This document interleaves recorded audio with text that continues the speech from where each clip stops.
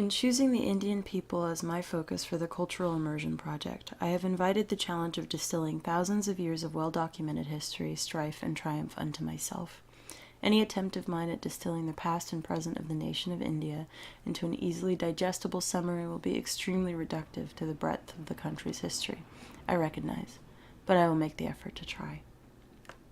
India is a large landmass to the southwest of the continent of Asia. As the second most populous nation in the world, it is home to over 1 billion people, which is expected only to grow. Over 15,000 years ago, India was home to numerous hunter-gatherer societies, which over 5,000 years evolved into agricultural-based societies. The first city recorded in India's history occurred in 2700 BCE, although it met its demise after serving as a trade hub for nearly a millennium.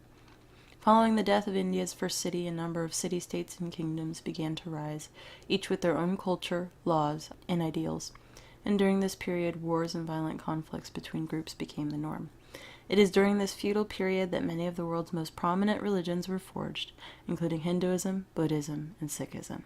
The birth of Hinduism coincides with the institution of the caste system, a socio-economic ideology that designates one as upper, middle, lower, or untouchable class based on birthright, with patriarchal male supremacy prevalent through each layer. From 1500 BCE to the contemporary era, select kingdoms, also called clans, fell and rose into prominence, with the reigns of powerful emperors making indelible marks upon the history of the country.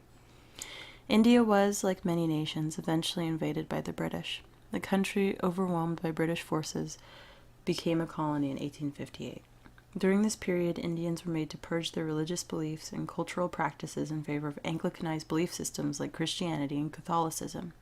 English was imposed upon the Indian peoples as a national language. The Indian people were made to fight in both world wars, alongside the British as an extension of the kingdom. A socio-political movement begat in 1930 by Mahatma Gandhi and Jawaharlal Nehru to unite the Indian people in protest of British rule manifested in the independence of India from British forces, as well as the creation of the nation of Pakistan. Although British occupation and governance in India ended in 1947, and the feudal period several centuries before that, India still suffers from systemic poverty, classism, and lack of civil liberties for women and girls. Fairly confident in my understanding of India's history, I picked up the autobiography First Darling of the Morning by Thriti Omrigar to get a better understanding of what life in India is like from a first-hand account. First Darling is a startlingly honest recollection of the formative experience had by its author while growing up as a girl in Bombay in the 1970s and 80s.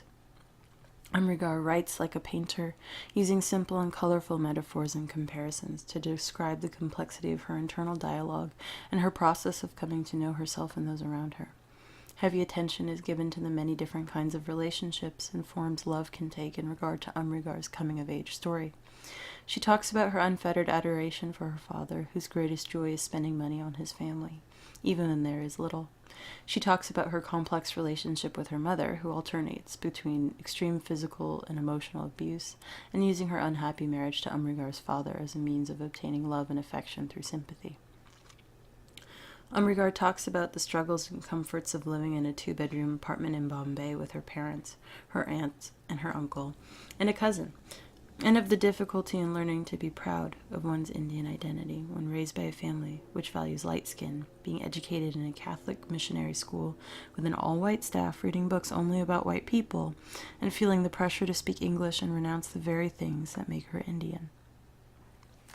Omrigar's autobiography is bittersweet and extremely self-aware. The author chastises herself retroactively for the selfish, hurtful things she's done out of ignorance to those who sought kinship with her. She talks about her inherent desire to do more, do better, to be college-educated and pursue writing in a culture which tried to silence her and box her in because of her gender and her ethnicity. The most poignant thing about First Darling of the Morning is that it is first and foremost an act of honest communication about life in India's biggest city. Omrigar is frank about the extreme poverty, the wealth disparity, the lack of freedoms for women and girls, as well as the internalized racism and classism she and others in her community face. In the same sentences and paragraphs, though, Amrigar relates how fondly she feels about the crowded streets of Bombay and her troublemaking, rebellious group of high school friends, and how painful and necessary it was for her to leave Bombay and India behind in order to pursue her dream of becoming a writer.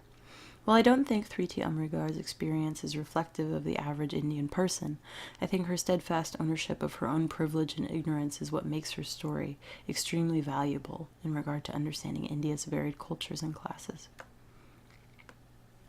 To bolster my understanding of the issues the Indian people face in the modern day, I watched Vanessa Roth's documentary series Daughters of Destiny, which makes a powerful and informative statement about India's caste system and the ripple effect it has on Indian society into the modern era. The documentary covers the lives of young girls who attend Shanti Bhavan, a non-profit school developed in Bangalore, India that caters exclusively to students belonging to the Dalit or untouchable caste. The school provides nationally accredited preschool through high school education for these children, a safe environment in which to live and learn, as well as a strong sense of community and dignity not provided to the children in their home villages.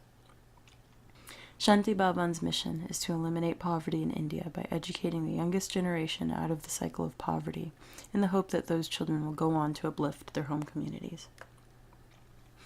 Daughters of Destiny sheds light on the classism and colorism issues pervasive in Indian society, and seeks to develop institutional change in a country stricken by institutional flaws concerning equal opportunities and women's rights. To engage in the culture myself, I attended the Holi celebration with my boyfriend after having heard about it several times from the children and families I've worked with. Even as a newcomer to the celebration, my boyfriend and I were welcomed with open arms and smiling faces. Each person we met eager to share the tradition, kinship, and good food with us. Holi is a celebration of the coming of spring, usually celebrated in early March, but also it's the celebration of the triumph of good over evil. The historical and religious significance of Holi harkens back to the myth of Holika and Hiranyakashipu, two figures from Hindu legend. The story goes that Hiranyakashipu was a narcissist who represented himself to others as a god.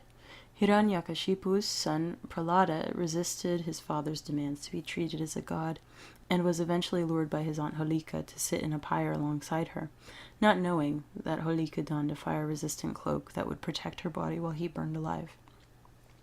The legend states that, as Prahlada came to sit upon the pyre, the cloak magically fled Holika's body and protected Prahlada instead, leaving Holika to burn for her blasphemous ways.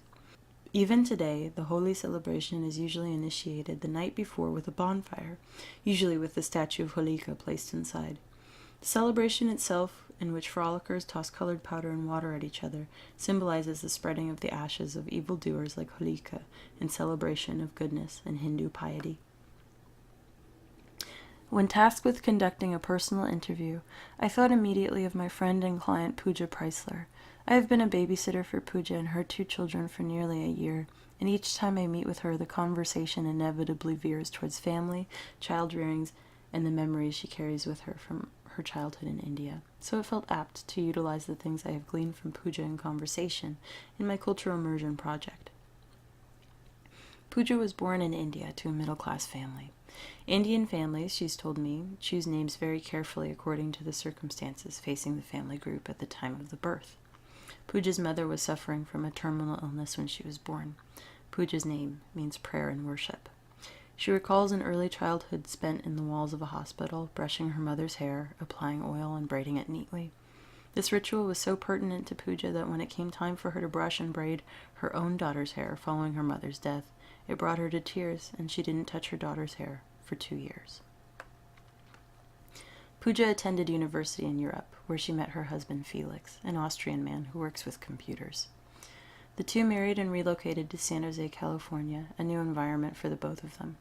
Their children are 5 and 3 years old, a boy and a girl, and Pooja struggles with how to speak to them. She says in India it is a sign of closeness to use commands without formalities like please and thank you, and worries that what she finds to be a sign of familiarity and love will produce children whom Americans find rude.